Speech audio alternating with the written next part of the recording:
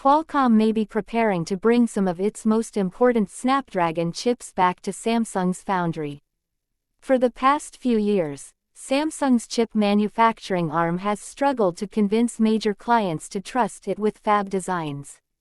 This was largely because of yield problems and performance concerns, which pushed companies like Qualcomm toward TSMC.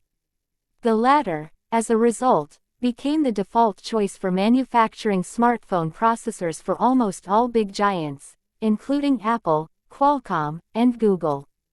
But Samsung's success in the 2-nanometer process is shifting that narrative. According to reports from South Korea, Qualcomm is now in active talks with Samsung to manufacture a future Snapdragon chipset using Samsung's second-generation 2-nanometers process, known as SF2P.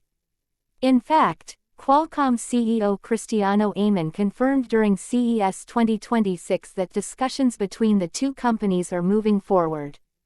Amon said, "Among various foundry companies, we started discussions with Samsung Electronics first on contract manufacturing using the latest 2-nanometers process. While Qualcomm hasn't publicly named the chip involved, it is easy to guess that the business involves next-generation Snapdragon 8 Elite Gen 6 processors."